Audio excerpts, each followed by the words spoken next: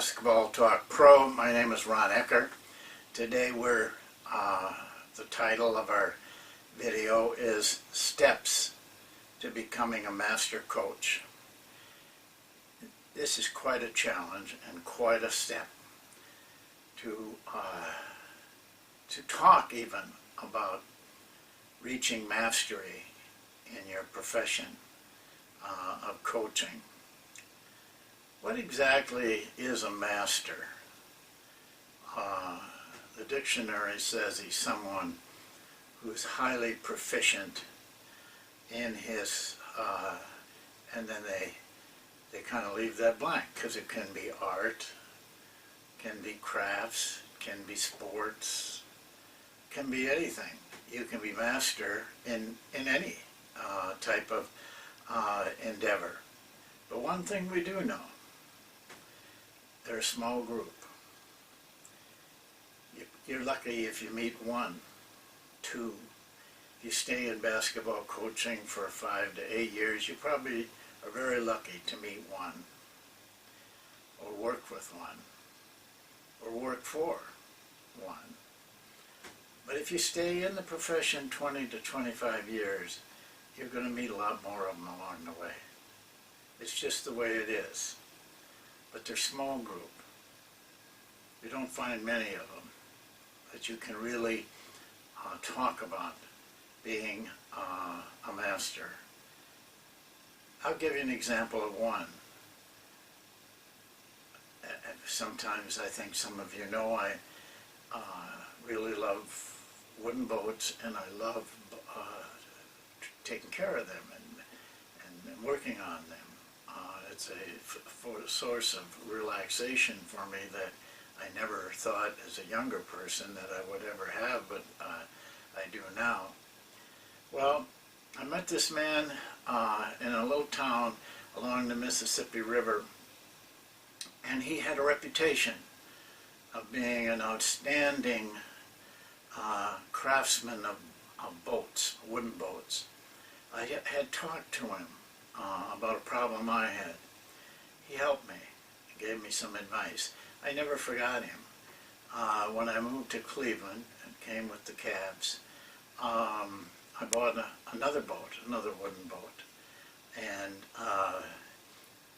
one summer, second summer, a person who was transporting my boat to the place where I was going to keep it had an accident and destroyed a good portion of the bottom of that boat.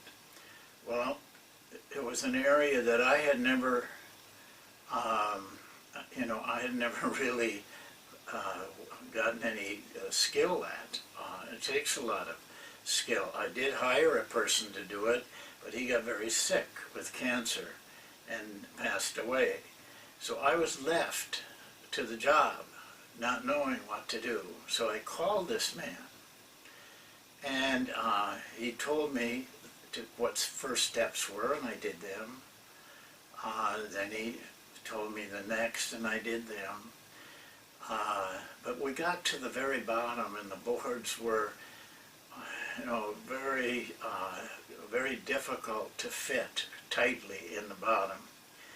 And he literally, by phone, talked me through that.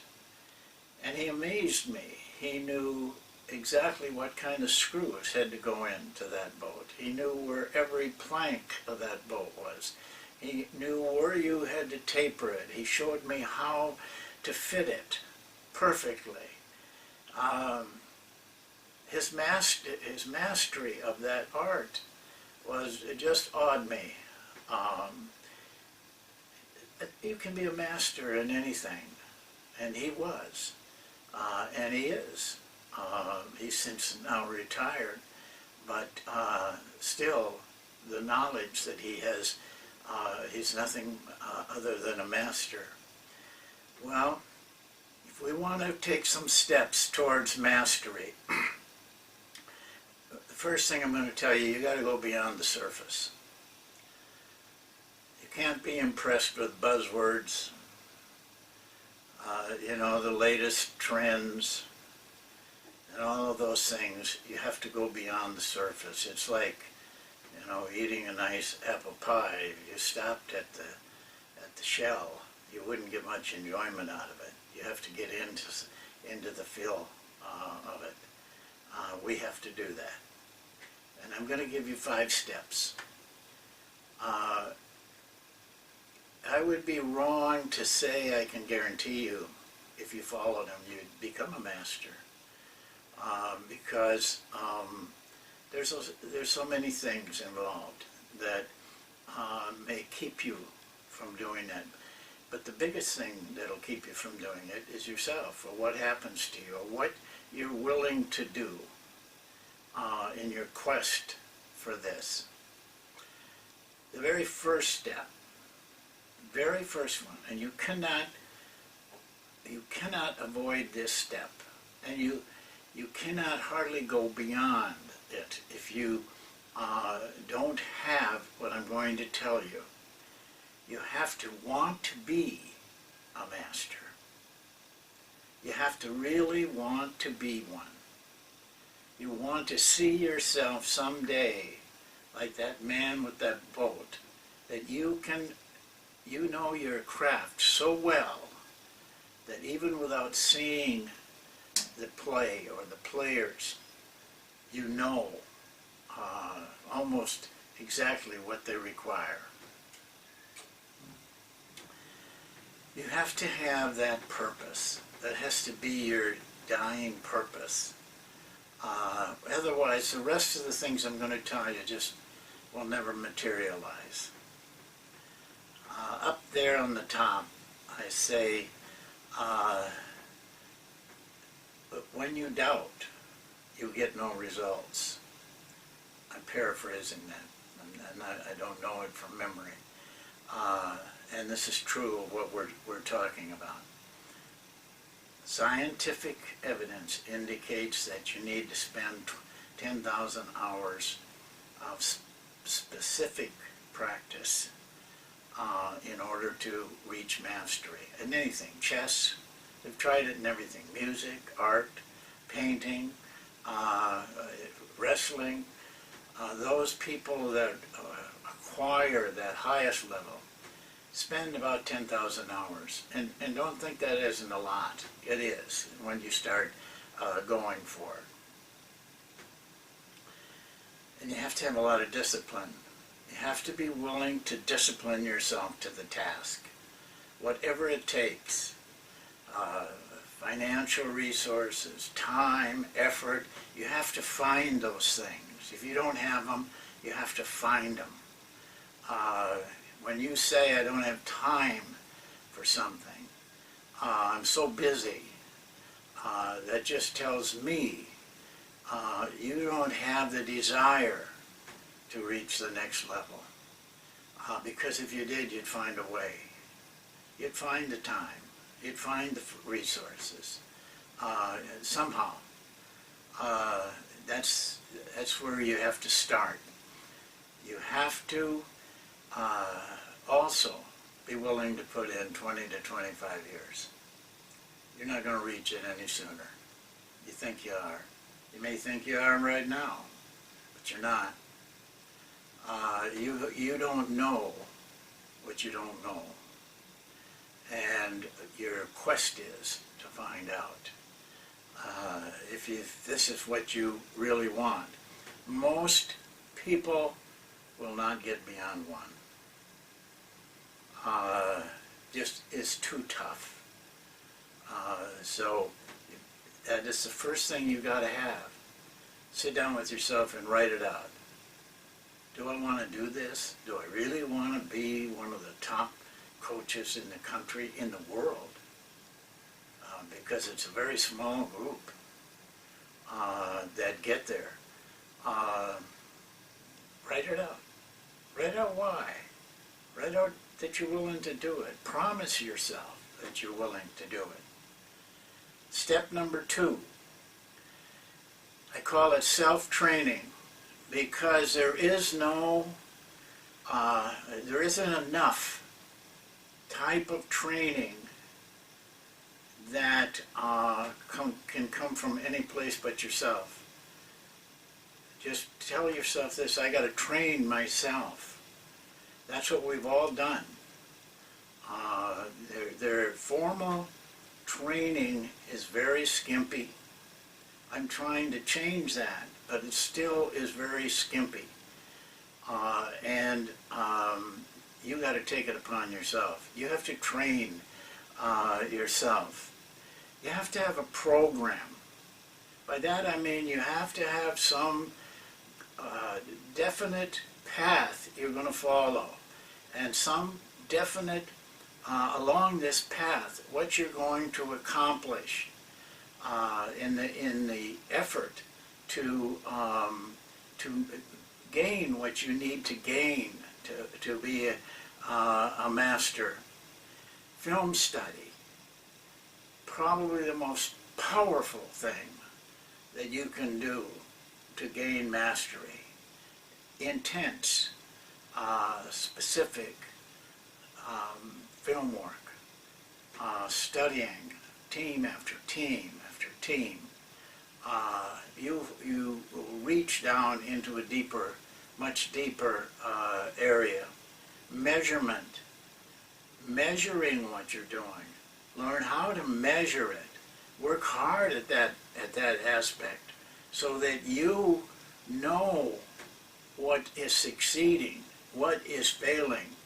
Most people don't know in basketball, but you have to know in order for you to make the changes, make the decisions, the adjustments that require that is required to reach a different level. You know, in Basketball Talk Pro, I think we reach closer to that. I mean, I'm not giving myself credit. It really is you guys searching for what you want. But we've given you an awful lot. You know, we've given you a book. We've given you a course in measurement. And now we've given you 165 videos with a training program included that you can start on right now. That will make a major difference in your striving for this. It's a self-training endeavor. But if you're not willing to train yourself, then it stops right there. Number 3, seek the inner secrets. Most people are satisfied with what's on the outside, the shell. If you're going to become a master, you have to go deeper and deeper and deeper. You've got to seek those inner secrets that the masters have. They may not even know that they have them, but they have them through all those years of study and work. And you may not know that they have them. You have to dig them out. They're not going to come to you. You have to dig to find those little inner secrets that the great ones have that they don't talk about. Not because they're trying to keep it a secret. It's just that most people, it goes right over their head when they talk about things. We had a great example that I tried hard to draw all of your attention to with Phil Jackson. Obviously a master of his craft. But he said in one sentence what it was all about. He called it a spiritual tool. See, most people don't know that these things are there in the masters.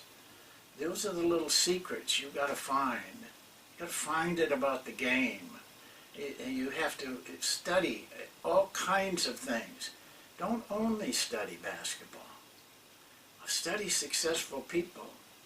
Study the Benjamin Franklins. Study the Abraham Lincolns. They're going to tell you things.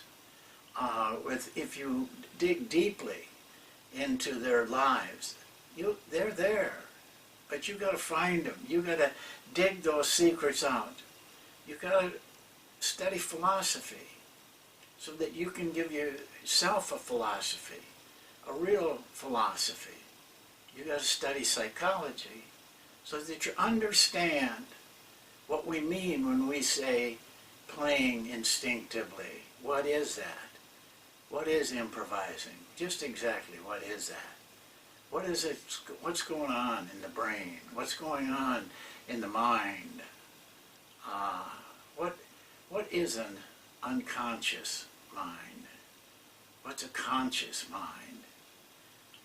These are these inner secrets that the good ones, the masters were seeking to become. They have them. One person you need to study is yourself. Study yourself. Because whether you realize it or not, we're almost all the same. We all have insecurities that we're trying to cover up or that we don't deal with. We all have ego. Ego, by that I mean not bravado, but I mean everything has to come to yourself. You see things completely as it would apply to you, instead of seeing how it applies to your players. There's a oneness that has to take place between you and them. So there is no I for you or for them. It's we. This is seeking from yourself, learning from yourself what probably is going on in the mind of everybody else. And number 4, learn how to build a system. Now you harp on this, but you stray from it. You don't stay with it. Build a system. Build a system based on your values, what you really love, what you can really put yourself into. But keep everything simple. Simplicity is in a system is so essential, because with simplicity you only do the things that you should do, that you need to do. You throw out everything else. Keep it simple. Keep it very simple for the players, because complicated situations are hard to learn. It puts great stress on players and takes away from things that they can do naturally, trying to deal with the complications. And everything, as I've said many, many times, relates to that system. Thus, you're not doing drills you don't need to do. They have no meaning to what you're doing. You keep everything in that area of the system. Learn how to build one. The last one is mentorship. Number 5. Find somebody. But seek out someone who can really help you. Listen, don't look at the buddy next to you. He doesn't know any more than you do. But there's always people that, if they aren't a master, they're reaching close to it. You're going to have to find the graybeards, not the kids, because they have gone through all of the steps, and they can mentor you. But be wise about it. Don't wear them out. Pretty soon they won't answer the phone.